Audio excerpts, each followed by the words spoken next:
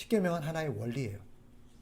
법 조항 단어 하나에 매이지 말고 우리는 법 조항이 중요한 게 아니라 따라합시다. 법 정신이 중요하다. 우리는 자꾸 조항에 매여요.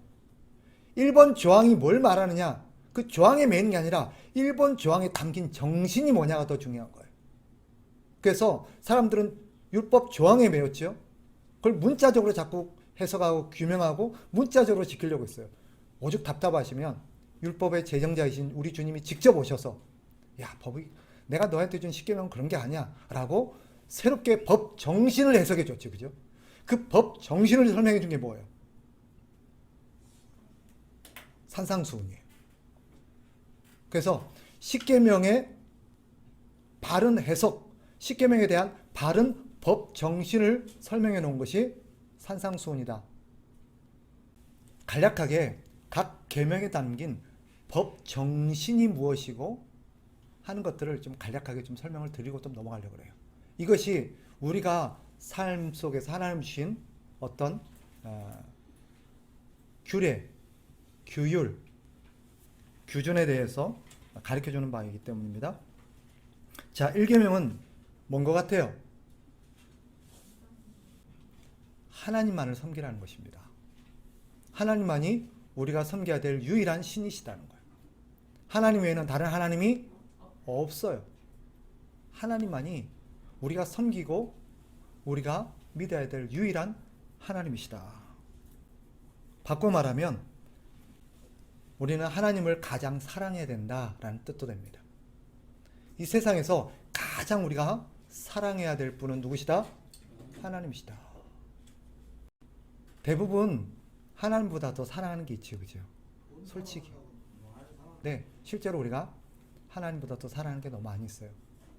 가족들을 사랑하는 경우도 있지만 대부분 보면 누구를 제일 사랑하냐면 자기 자신을 제일 사랑해요. 자기 자신을. 하나님보다 대부분 자기를 사랑하는 경우가 많습니다. 그 근거가 뭘까요? 자기를 위한 길을 제일 먼저 고려하기 때문입니다. 뭔가를 선택할 때 어떤 게 나한테 가장 유익할까를 제일 먼저 생각해요. 여러분들이 그것을 깨닫게 된다면 1계명을 깨닫게 된다면 1계명을 여러분들이 바르게 여러분의 마음에 정립하게 되면 신앙생활은 그때부터 시작됩니다. 1계명이 제대로 여러분 안에서 정립이 안 되면 사실은 죄송한데 제대로 된 신앙생활을 시작하지 못한 겁니다. 네. 신앙이 뭐예요? 하나님과의 바른 관계에서 시작되는 하나님과 동행하는 삶이에요. 신앙생활이 뭐예요? 하나님과 함께 살아가는 삶을 말하는 거예요. 지 혼자 살아가는데 어떻게 이게 신앙생활이에요? 그냥 일상이지 그냥. 신앙생활은 그런 게 아니에요. 하나님과 동행하며 살아가는 삶. 여러분, 결혼생활이 뭐예요? 부부가 함께 살아가는 삶을 결혼생활이라 하지 지 혼자 살아가는 걸 결혼생활이라 안 하죠. 신앙생활은 뭐예요? 하나님과 함께 사는. 맨날 지 혼자 살면서 지 하면서 신앙생활 한대요. 하나님 그렇게 말하는데 너 나하고 이제 살아본 적 있어? 그래갖고 신앙생활 했는데요.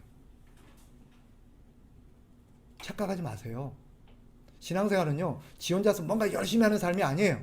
아무리 지 혼자 성경 열심히 읽고 아무리 교회 열심히 다니고 아무리 뭔가 봉사 열심히 해도요, 하나님과 함께하는 삶이 아니면 그것은 신앙생활이 아니에요. 지 개인 종교생활이지. 취미생활이고. 신앙생활을 신앙생활 되게 하는 게 뭐예요? 하나님과 함께하는 삶이에요. 그걸 가장 이해하기 쉽게 위해서 주님께서 주신 게 뭐예요? 결혼이에요. 결혼생활을 어떻게 하는 게 결혼생활이에요? 부부가 같이 산다고 결혼생활은 아니에요. 맨날 지 혼자 다 결정하고 지 마음대로 하고 그게 결혼생활일까요? 아니죠. 결혼생활은 뭐예요? 함께 의논하고 함께 더불어서 결정하고 함께 더불어서 모든 것을 해나가는 게 결혼생활이죠. 맞죠? 그게 결혼생활이잖아요. 신앙생활도 똑같은 거예요. 어떤 면에서 우리는 신앙생활을 하고 있는 게 아니라 개인 종교생활을 하고 있는지도 몰라요. 자, 2계명으로 넘어갑시다. 그래서 1계명은 하나님만을 사랑하고 하나님만을 하나님으로 섬기는 걸 말합니다. 2계명은요, 2계명이 말하고자 하는 핵심이 뭔 것 같아요? 그것은 하나님을 사랑하되, 즉 하나님을 섬기되 하나님답게 섬기라는 거예요. 이게 2계명. 그러니까 하나님께서 다른 우상을 만들지 말라고 한 거는, 지금 봐요. 1계명은 하나님만 섬기라는데 2계명은 하나님을 섬기는 방법에 대한 얘기예요. 하나님을 사랑하고 섬기되 어떻게? 우상으로 만들어서 섬기지 말라는, 하나님 우상 취급하지 말라는 거죠. 그걸 그 안에 담겨 있는 뭐예요? 하나님은 하나님답게 섬겨야 된다는 거예요. 즉 결혼으로 비유해 봅시다. 1계명은 이 사람만을 네 아내니까 이 사람만을 네 아내처럼 대하고 이 사람만을 사랑하라는 뜻이라면, 2계명은 뭐예요? 아내를 아내답게 대하고 아내답게 사랑하라는 뜻이에요. 아시겠어요? 2계명이 담겨 있는 게 그거예요. 그러면 어떻게 하는 게 하나님을 하나님답게 섬기고 사랑하는 거예요? 여기 보면 하나님을 우상 취급하지 말래요. 우상 취급한다는 게 뭐예요? 우상이 뭐예요? 우상이 자기 결정권이 있어요, 없어요? 우상은 자기가 있고 싶은데 있을 수 있어요, 없어요? 우상이 뭐예요? 옛날로 따지면 동상이잖아요. 어떤 형상을 만들어 놓은 거예요. 이 형상은 지가 가고 싶은데 갈 수 있어요, 못 가요? 못 가요. 어떻게 가요? 사람들이 갖다 놓은 데다가 있어야 돼요. 지가 하고 싶은 말 할 수 있어요, 없어요? 없어요. 사람들이 우상을 대신해서 뭔가를 얘기해 줘야만 되는 거예요. 하나님은 그런 식으로 취급하지 말라는 거예요. 하나님은 어떤 분이세요? 당신이 가고 싶은 곳에 가시는 분이에요. 하나님 어디로 가는 건 누가 결정해요? 하나님이 결정해요. 하나님이 어디 계실지는 누가 결정해요? 하나님이 결정해요. 하나님이 어떤 것을 결정할지, 하나님의 어떤 뜻을 갖고 있을지 누가 결정해요? 하나님이 결정해요. 근데 우상은 뭐예요? 사람들이 다 알아서 해요. 사람들이 다 해주고 사람들이 자기 마음대로 해요. 그죠? 여기다 갖다 놓고 싶으면 여기다 갖다 놓고, 저다 갖다 놓고 싶으면 저다 갖다 놓고. 우상의 뜻이 이거라고 생각하면 이거고 저거라고 생각하면 저거예요. 오늘날 하나님을 그렇게 우상 취급하며 섬기지 말라는 거예요. 예를 들면 뭐죠? 하나님은 어디 계세요? 어디에나 계세요. 그런데 사람들이 자꾸 하나님을 교회에다 가둬놓으려고 그래요. 교회에다 가둬놓으려고 그래요. 하나님은 교회만 계신 분이에요. 그래서 하나님은 언제 만나요? 주일에만 만나요. 그리고 갈 때는 뭐라고 그래요? 하나님 안녕히 계세요. 다음 주에 봬요. 하나님은 그렇게 취급해요. 하나님은 여러분 집에도 계세요. 여러분 직장에도 계셔요. 그러니까 거기서 우리가 생활할 때는 항상 하나님이 여기에도 계신다라는 건 항상 임재의식을 갖고 살아야 돼요. 그게 하나님을 하나님답게 섬기는 거예요. 하나님의 뜻을 우리가 알아서 규명하면 돼요, 안 돼요? 하나님은 당신의 뜻이 분명히 있으세요. 그죠? 그리고 하나님은 당신의 뜻대로 하기를 바라세요. 하나님의 뜻이 버젓이 있고 하나님은 하나님의 뜻대로 되기를 바라는데, 하나님 이번에 우리가 이렇게 하기로 했어요. 우리 교회에서 이번에 이렇게 하기로 했어요. 하나님 협조해 주세요. 이게 오늘날 교회예요.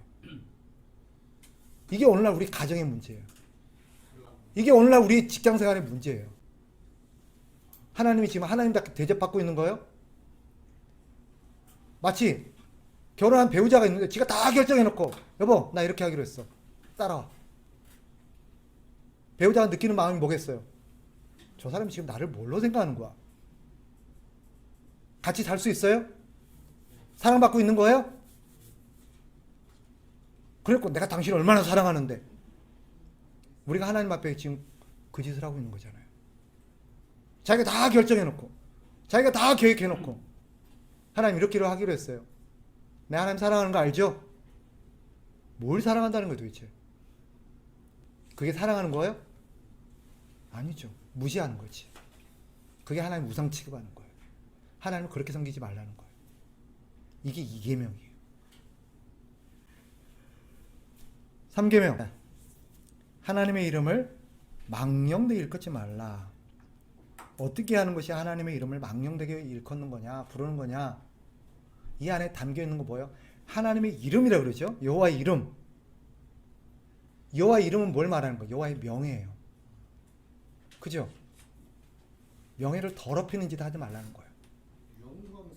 하나님의 명예를 더럽히는 짓. 그죠? 하나님의 이름을 팔아먹는 경우도 있어요. 하나님이 명령하신 적이 없는데 하나님의 이름을 팔아먹는 것도 하나님의 이름을 망령되게 써먹는 거고, 하나님의 이름에 먹칠하는 것도 뭐예요? 하나님의 이름을 망령되게 하는 거예요. 어떤 경우에 하나님의 이름에 먹칠해요? 우리가 누구예요? 하나님 자녀죠. 여러분 자녀가 나가서 사고 치면 어떻게 돼요? 누구의 체면이 손상돼요? 그래서 우리가 하는 말이 뭐예요? 부모 얼굴에 먹칠하지 마 이러죠. 그죠? 지가 나가서 잘못했는데 왜 부모 이름이 먹칠을 해요? 그가 누구 자식이니까. 그죠? 내 자식이니까. 그래서 우리에게는 별명이 있어요. 뭐예요? 그리스도인. 무슨 뜻이에요? 그리스도의 사람이란 뜻입니다. 저 사람들은 그리스도의 사람들이야. 저 사람들은 그리스도께 속한 사람들이야. 여러분이 그리스도께 속한 사람 맞습니까? 여러분이 그리스도의 제자요, 그리스도께 속한 사람이요, 그리스도의 사람이라는 거 인정하세요? 네. 그렇다면 여러분이 나가서 행하는 것은 누구의 이름이 지금 걸려 있는 거예요? 그렇죠. 그리스도 이름이 걸려 있는 거고요. 그리스도 이름이 걸려 있는 것, 하나님의 이름이 걸려 있는 거예요.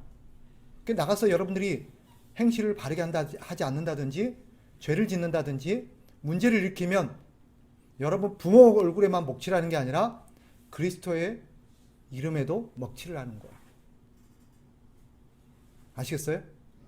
이 안에 담겨있는 의미는 뭐겠어요? 그러니까 너희는 그리스도께 속한 사람답게, 그리스도의 이름으로 일컬어지는 사람답게 그렇게 살라는 거예요. 그렇게 살라는 거예요. 너는 그리스도의 제자야. 너는 그리스도의 사람이야. 너는 그리스도의 백성이잖아. 그러면 내 백성답게, 내 자녀답게 그렇게 살아. 그런 뜻이에요. 그리스도의 사람은 어떻게 살아야 돼요? 자, 말할 때는 어떻게 말해야 돼요? 그리스도처럼 말하는 거예요. 행동할 때는요, 그리스도처럼 행동하는 거예요. 우리 주님을 대신하는 사람들이잖아요. 주님이 말하듯이 말하고. 그래서 성경에 뭐래요? 어디 가서 뭘 할 때 주님이 하는 것처럼 하라잖아요. 대접할 때도 누가 하는 거예요? 주님이 하시는 거예요. 주님이 하시는 것처럼 해야죠. 그죠? 좋은 일 할 때는 자기가 한 거고, 잘못되면 주님 이름 팔아먹고, 그러면 안 되죠. 자, 4계명. 안식일을 기억하여 거룩하게 지키라 하는 의도가 뭘까요? 거룩하다는 것은 하나님의 사람으로 구별되었다는 뜻이에요. 그죠? 자, 제가 옛날에 거룩이라는 거 설명하면서 여러 번 말씀드렸어요. 이 컵은, 그죠?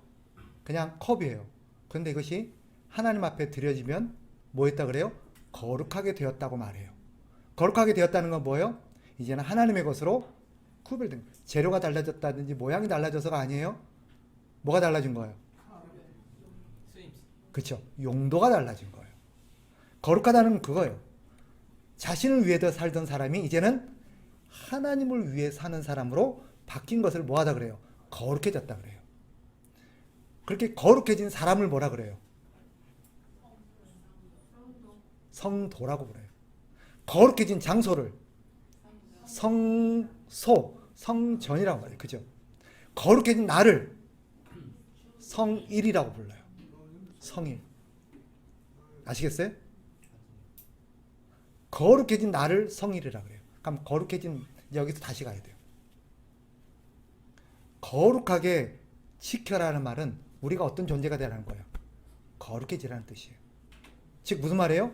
주님을 위해서 사는 사람이 되어라 할 뜻이에요. 특정한 어떤 행동하는 게 아니라, 예를 들어서 기도하고 찬양하고 말씀 얻어, 그거 자기를 위해서 하는 것 같으면 그게 주를 위해서 하는 거예요? 주님 그래요. 그건 널 위해서 한 거지. 왜 그래요? 이거는 특정한 걸 하냐 안 하냐가 중요한 게 아니죠. 지금 중요한 건 뭐예요? 어떤 일을 했냐 안 했냐 묻는 게 아니라 너를 위해서 했냐 나를 위해서 했냐 하는 거죠. 그걸 가르는 게 뭐예요? 뭐가 그걸 갈라요? 나를 위해서 하면 어떻게 해야 돼요? 내 뜻에 맞게 해줘야 돼요. 맞죠? 생일날 아내 생일이라고 아내를 위해서 멋진 걸 준비하는데 하나도 마음에 안 들어. 그러니까 당신을 위해서 준비해서 짠! 그럼 아내가 기뻐요? 왜? 생일날 분명히 파티를 준비했는데 뭐가 문제예요? 내가 원하는 게 없거든. 내 뜻에 하나도 안 맞거든. 무슨 말인지 아시겠어요? 뭘 하냐가 중요한 게 아니라 중요한 건 뭐예요? 하나님의 뜻에 맞느냐는 거예요. 하나님은 이렇게 하길 바라는데 난 이렇게 하고 싶어. 하나님은 지금 우리가 나가서 누군가를 도와주고 섬겼으면 좋겠는데 맨날 앉아가지고 성경 읽고 공자왈 맹자를 하듯이 뭐 하늘천 따지하듯이 대체 하나님이 천지를 이것만 하고 있어요. 그리고 하나님을 위해서 내가 이렇게 하고 있습니다. 그런 일이 벌어질 수 있다는 거예요. 중요한 거는 내가 하고 싶은 걸 하는 게 아니라 뭐 해야 되는 거예요? 하나님이 원하는 일을 해야 돼요. 그게 거룩하게 지키는 거예요. 그런 우리가 잘못된 신앙생활을 하고 있어요. 그리고 전부 다 주를 위해서 했대. 내가 이제 그런 걸 원했니?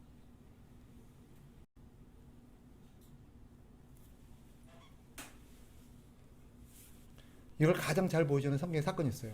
예수님이 한 번은 마리아와 마르다 집에 한번 간 적이 있어요. 그냥 가셨는지 초대받아 가셨는지 모르겠는데 예수님이 오니까 언니 마르다가 바빠지기 시작했어요. 예수님을 위해서 뭔가를 막 하고 싶어. 극진하게 대접하고 싶어. 그래갖고 막 하는데 마리아하고 뭐 하고 있어요? 마리아가 뭐 하고 있어요? 예수님이 앉아가고 이런저런 얘기하고 있거든. 어이가 없잖아요. 예수님이 왔는데 예수님 저 처음 거 저거 보세요. 지금 내가 언니가 이렇게 바쁘고 이러는데 와서 도와주진 않고 저러고 있네요. 예수님 뭐라 그래요? 예수님 뭐라 그래요? 마르다야, 네가 많은 일로 분주한데 내가 진짜 원하는 건 뭐다? 네가 뭔가 많이 하는 게 중요한 게 아니라 내가 원하는 걸 하는 거다라는 뜻이에요. 그게 내가 원하는. 우리는 자기가 하고 싶은 대로 하나님이 일을 해요. 아니에요. 그건 여러분과 저를 위한 일이지. 우리는 하나님의 일은 어떻게 해야 된다?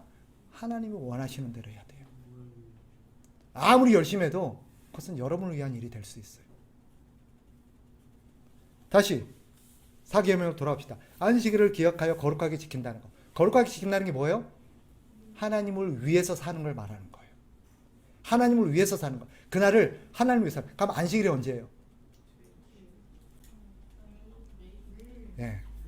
하나님은 일주일에 하루만 그렇게 살기를 바라실까요? 일주일 내내 그렇게 살기를 바라실까요? 그럼 안식일이 언제예요? 월화수목금토일이에요. 모든 날이 안식일이에요. 우리 주님이 오셔서 뭘 했어요? 내가 안식일의 주인이요, 내가 이 모든 걸 성취했대요. 그때부터는 특정한 날이 안식일이 아니라 모든 날, 주를 위해서 살아가는 모든 날이 뭐가 돼요? 안식일이 되는 거고요. 모든 날 동안 우리는 어떻게 살아야 돼요? 주를 위해서 살아야 된다는 뜻이에요. 그런데 그 밑에 부연 설명들 보면 우리 주님이 원하는 게 뭐래요? 너만 어떤 특정한 의식들 하는 게 아니라 너로 인해서 너의 요종, 너의 가족들, 너의 소속된 모든 사람들도 뭐 하기를 바라세요? 안식을 누리기를 바라시는 거예요. 안식을 누리기를 바라시는 거예요. 하나님과의 바른 관계 속에서 내가 그렇게 살듯이 그들도 똑같이 살기를 바라시는 게 하나님의 뜻이에요. 5계명으로 넘어갑시다. 5계명. 자, 5계명에 담겨있는 뜻은 부모만 공경하는 걸까요? 아니면 부모도 공경하는 걸까요? 네, 여기서 부모라는 것은 1차적으로는 내 혈육의 부모를 말하는 거지만 영적인 부모도 있고, 그죠?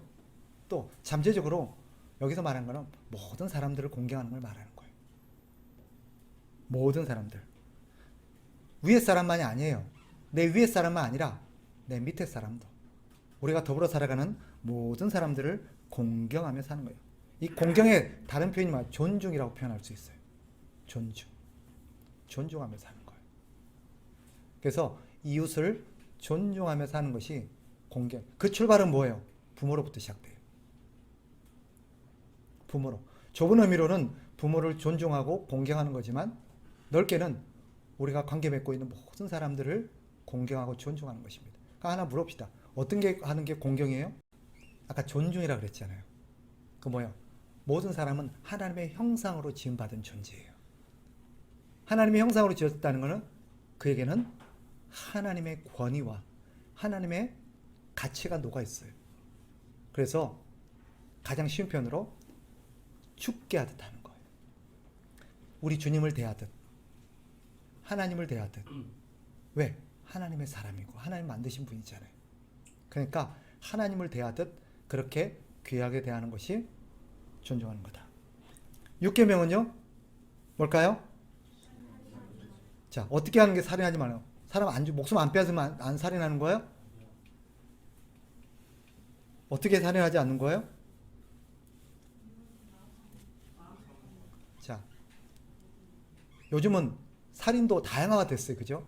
옛날에는 실제로 육체적인 생명을 빼앗는 것만 살인이라 그랬는데 이제는 인격적인 것도 살인이라고 표현해요. 그래서 세상에서도 인격 살인이라는 표현이 있어요. 그죠? 인격, 명예, 그 사람의 심지어 모든 것들을 다 존중하고 지켜주는 것을 말하는 거예요.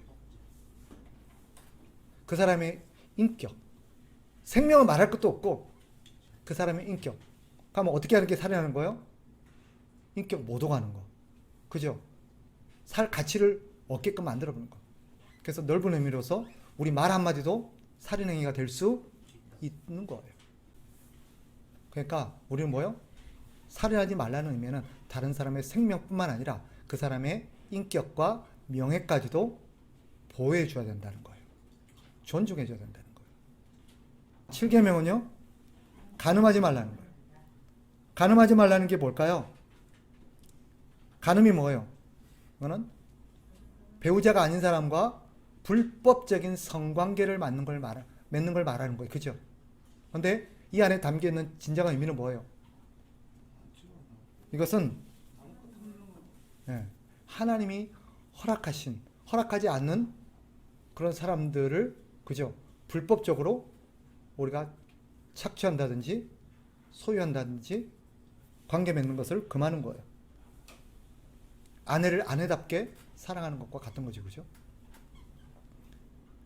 아내는 한 사람이죠. 그죠? 아내만 아내답게 대해야 되죠. 그죠? 근데 옆집 아줌마한테 아내처럼 하면 돼야 안 돼요? 안 되잖아요. 남편은 한 사람인데 그 남편한테만 남편답게 할 때 옆집 아저씨한테도 남편 대하듯이 하면 돼야 안 돼요? 그거 안 되는 거예요. 그죠? 그거는 좁게는 그래서 아내만을 사랑하고 그죠? 아내에게만 충성하는 것을 의미하지만 넓은 의미로는 다른 사람의 어떤 그런 성적으로 다른 사람의 어떤 부도덕한 관계를 맺지 않는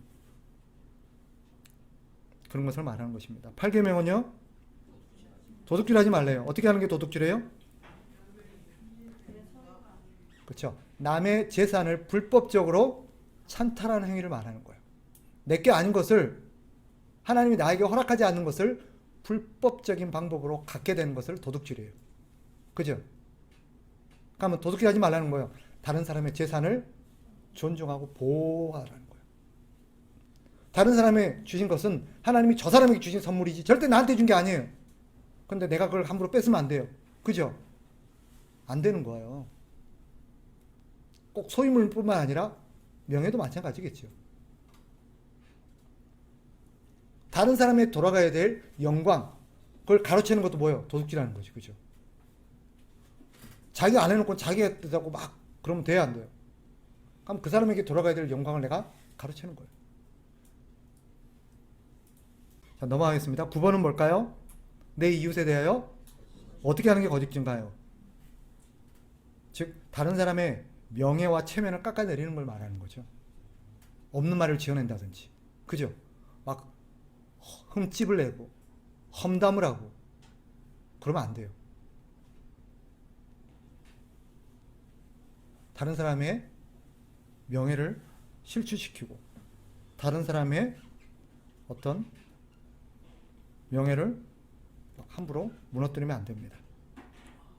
거짓말하지 말라는 것은 단순히 거짓말하는 말이 아니라 다른 사람에게 피해를 입혀서는 안 된다. 다른 사람의 명예와 체면에 손상을 줘서는 안 된다는 뜻입니다. 자, 10번은요. 내 이웃의 집을 탐내지 말라요. 탐내지 말라. 무슨 말일까요? 내게 주어진 것을 만족하며 살라는 뜻입니다. 남의 것 탐내지 말고 만족하면서 자기에게 주어진 아내, 맨날 남의 집 아내와 비교하지 말고 내 아내를 만족하며 사는 게 뭐예요? 그 뒤 보세요. 이웃집 아내나 돼 있잖아요. 내 이웃의 아내나 그의 남종이나 그의 여종이나 우리 자매들 잘생긴 탤런트 보면 아유 우리 신랑 저랬으면 좋겠다 그러면 안 돼요. 여러분 남편에 만족하고 사시기 바랍니다. 남의 남편 탐내고 남의 남자 탐내는 거 그거 뭐 하는 거예요? 십계명 어기는 거예요.